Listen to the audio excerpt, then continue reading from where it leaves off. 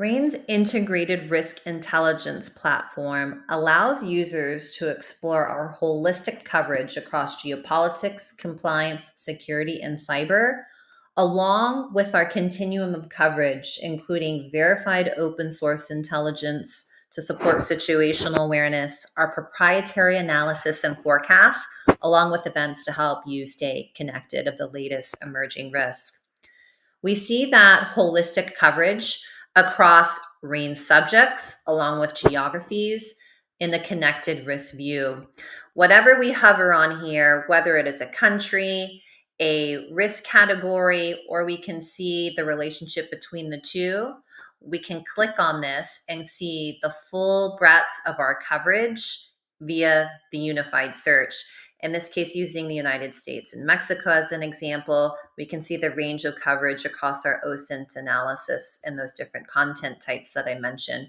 Albeit, you can further filter the search experience to shortcut to the content that matches your interest the most and supports your job to be done each day.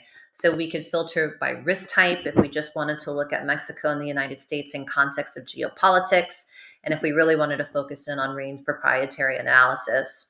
We also have the ability to enter a date range to further filter if we wanted to look in content quarter by quarter, year by year to see that comparison, or just recent coverage over the last week.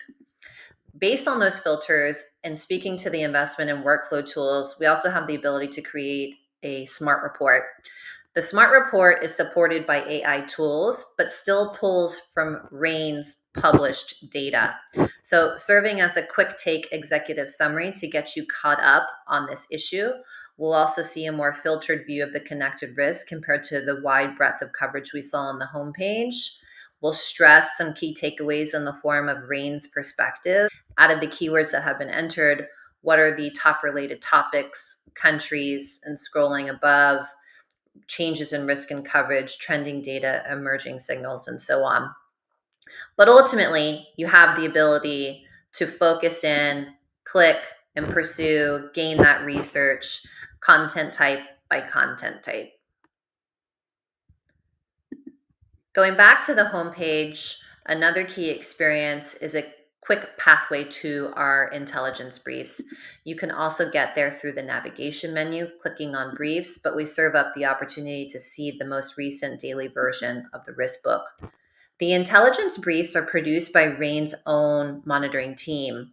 Our monitoring team has identified the veracity and legitimacy of open source channels around the world. We are collecting that information and serving up what are the key issues that you, a busy business professional, should be mindful of each day. And you'll see the range in coverage across those risk categories, including geopolitics, legal compliance, CSG, and so on, but also the diversity in that geographic coverage. In addition, we also have other off-the-shelf briefs that are focused on different themes. For example, cyber, ESG, financial crimes, geopolitics.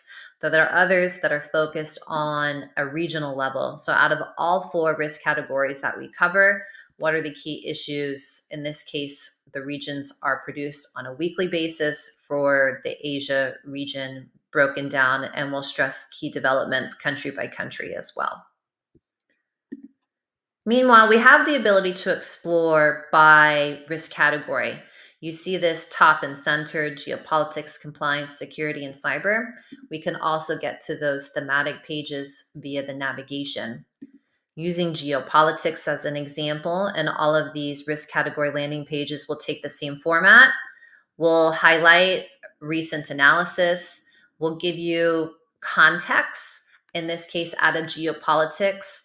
What are additional tiers of our taxonomy or range subjects that we're covering, along with top countries? And you could filter this view based on last month, last quarter, to see that change in data over time.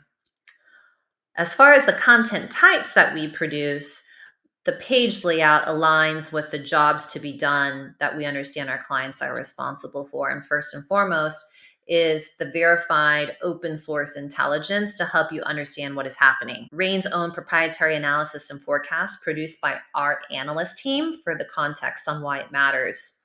The forecast, including decade, annual, and quarterly forecasts, along with scenario support tools in the form of key forecast questions for that future outlook, and also events, the likes of podcasts and webcasts with our analysts and or experts within our expert network to help you stay connected. So we can click on any one of these to get to that coverage directly, but we also have the ability to dive deeper into these geopolitical and threat intelligence solutions in a few different forms. One, whether on the geopolitics or security pages, we can click premium. If we're going here from the top nav, you can click geopolitical and threat intel and get there as well. And lastly, through the navigation, we also have the ability to get into those deeper dive geopolitical and threat intelligence experiences. So there's multiple different channels for those that are needing to drill down and focus on our geopolitical and threat intelligence and all of the upside that comes with additional content types and features and workflow tools, where this falls within your remit. Entering that deeper dive experience, now you see that there's a different supplemental way to explore. We can filter to see content over different periods of time. We can filter if we just wanted to see geopolitical versus threat intelligence or a combination of the two. And we also have the ability to filter by your own interests. So an ability to cut through the noise and see the content, in this case, highlighting those pieces of content that we've written in blue that align with those interests. We can ultimately click on the map and then here through the additional navigation options, any region, geopolitical themes and topics, or those unique threat intelligence topics, whatever we click on here will adjust what we see in the content panel to serve as a preview and giving you a pathway to explore more. But regardless of how we organize our content, there is certainly a use case to see what RANE has written about recently. But we do serve up the ability to further filter and shortcut to your task at hand each day, whether you're filtering by your interests, the ability to select any one of those geopolitical themes and topics. And note for the security topics in particular, there's an additional level of filtering available to understanding that not all crime is equal, not all terrorism is equal. So you can even further dial in and filter by specific incident types. We could also filter by regions, countries, and our different content types. I can get to any one of these regions and themes and topics through the navigation as well, as you can see here, or based on what I clicked on the map, I can shortcut through the content panel. We start the country page experience with the view of how RANE is assessing risk in that country. And there's two types of country risk indicators, the country risk outlook and the global composite risk index. Within the country risk outlook, we assess these from a geopolitical and security angle. The geopolitical outlook and the security outlook are produced by RANE's analysts. They are qualitative, subjective, analytical views of how we see risk, not just as a moment in time, but also over the next 12 months. And we use a low, medium, high critical rating system.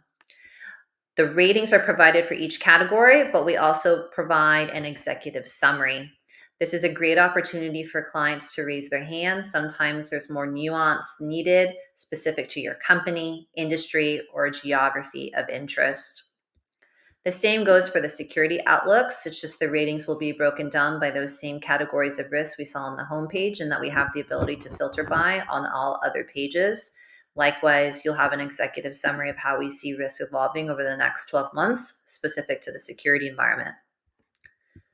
Beyond the country risk outlooks, which again are produced by our own analyst team, there's also a global composite risk index that serves as a supplemental country risk indicator. Now, the Global Composite Risk Index also looks at a diverse range of enterprise risk categories, not only geopolitics and security, but issues related to finance, labor conflict, social responsibility, and ESG, and so on.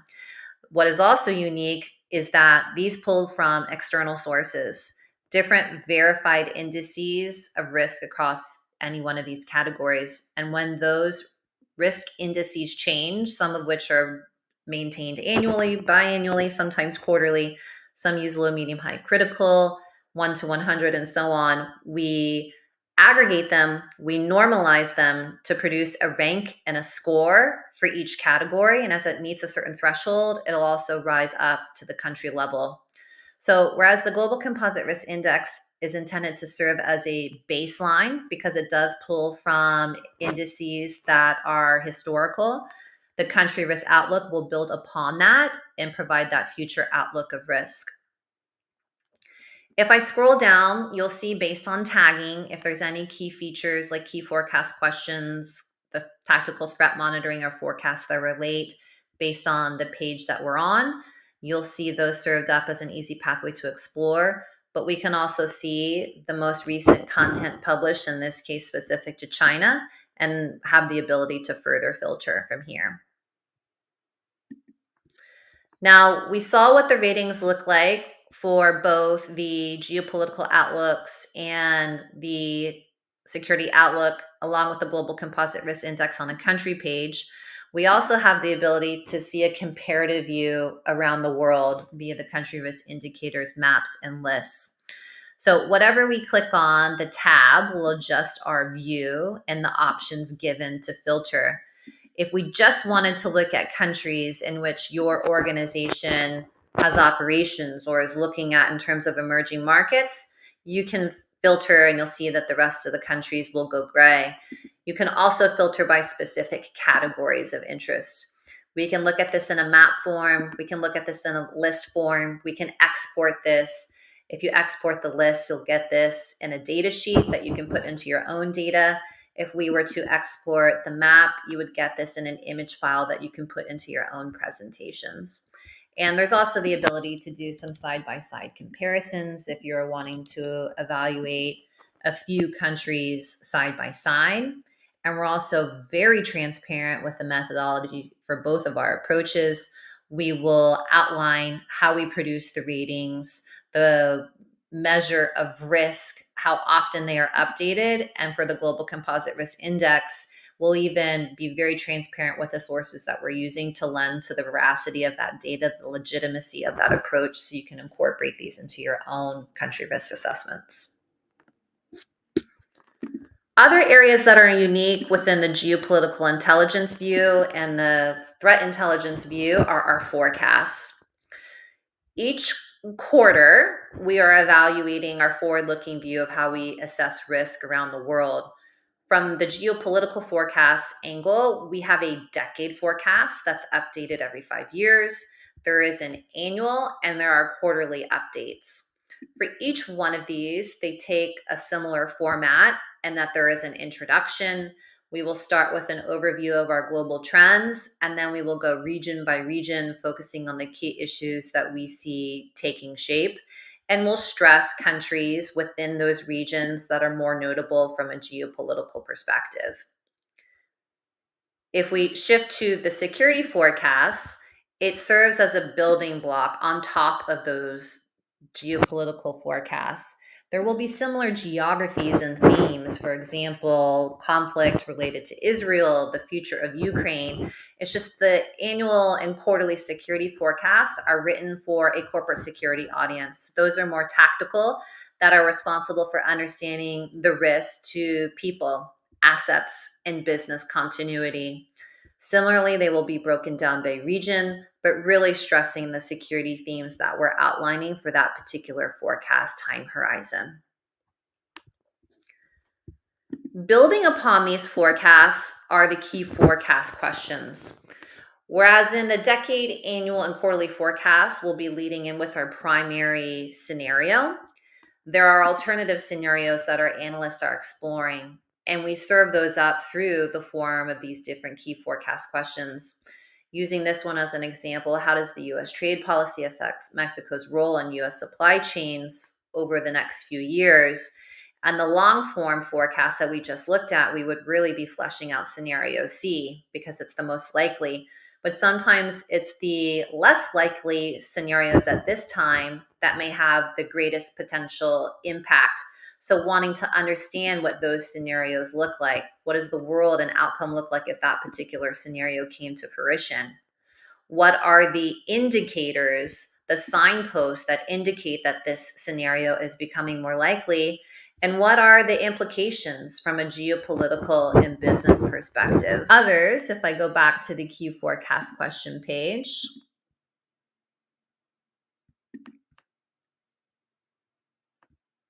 how will the EU economic and political relationship with China evolve over the next few years? You'll see fluctuation over time in those scenarios as we've been actively monitoring them for a long period of time. Whether there is a notable event, and even if it doesn't change the percentage likelihood, there's value in gaining context as to why this is notable or very buzzworthy in the news at the time. You'll get that analytical context on why those scenarios are holding true. In other cases, there's a notable event and it forces us to reevaluate the scenario likelihood and likewise getting the context on why those scenarios did change. If I focus in on the threat intelligence solution, one thing that is unique is the threat monitoring map. Each day, there's about 1,000 to 1,500 verified open source incidents. Open source being everything from mainstream media to local foreign language sources. For any one of these incidents, we'll give brief context on what happened, when it occurred versus when it was reported, if there was a time difference there. There's the ability to click in and explore the source details in more detail, the latitude, longitude, along with all of the risk category tagging. These data points enable us to filter the map.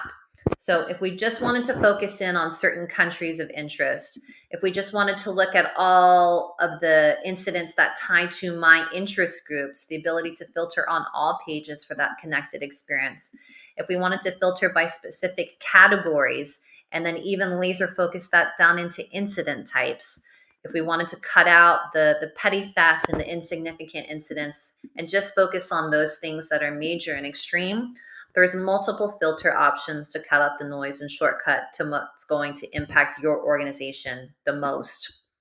Another way to further filter is through locations, and there are two types. One is based on a lat long, location groups. We can import a CSV file. We can add a marker. This goes down to the likes of Google Maps. You could put the pin on the very exact street. Or if it's a manageable number, for example, an executive is traveling somewhere, you want to add the locations across that itinerary, you could just manually add that in. The second form to express interest based on locations is a geofence.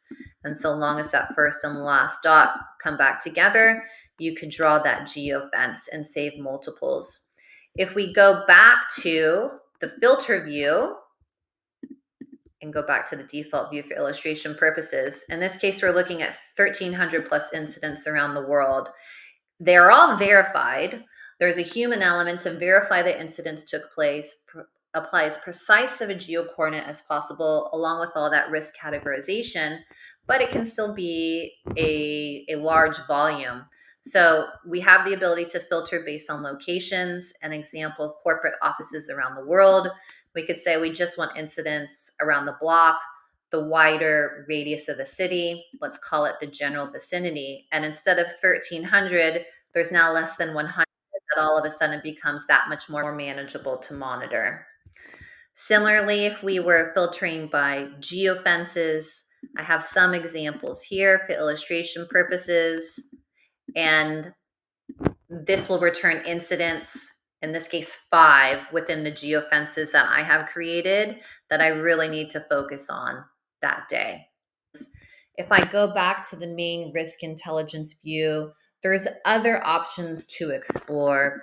We can see all of our coverage and context of each other across different markets, countries, risk categories, and really served up in the form of data visualization. The risk tracker provides the ability to explore content across key markets, risk categories. We can further explore based on a country level using a world map, or we also serve up the ability to explore specific to risk topics. Whatever we click on here takes us to that search to further filter and dive into RANE's coverage. The navigation affords other opportunities to explore, including the Global Composite Risk Index. This was the same country risk indicator that we saw on the dedicated country pages prior. This is just a different pathway to explore that comparative view. Also, we provide an opportunity to stay informed on the events and media that RANE is producing. And there's the map gallery. RANE is well known for its different types of maps, charts, and data visualization that supplements our analysis. As there are unique graphics that are created, we provide those here so that you can incorporate them into your own presentations and work products as it may be helpful. Also, I wanted to stress an element of collaboration in terms of workflow tools.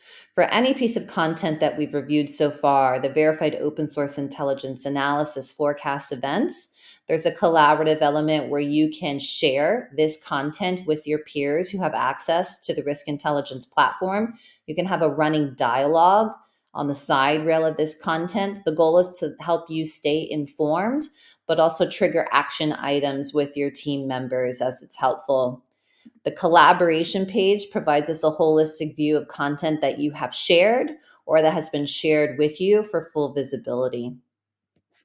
Lastly, I wanted to stress how you can customize this experience even further, specifically in terms of preferences, how to create interest groups along with notifications.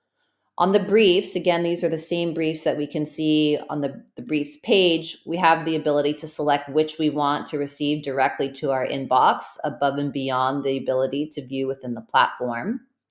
And for core notifications, the OSINT analysis, forecasts, and events across the holistic scope, if we click on any one of these content types, it'll afford us the ability to further filter by specific subjects. And remember, for any one of those subjects, there's an additional level of granularity and tagging available, so you can really fine tune this to the risk categories of interest to you.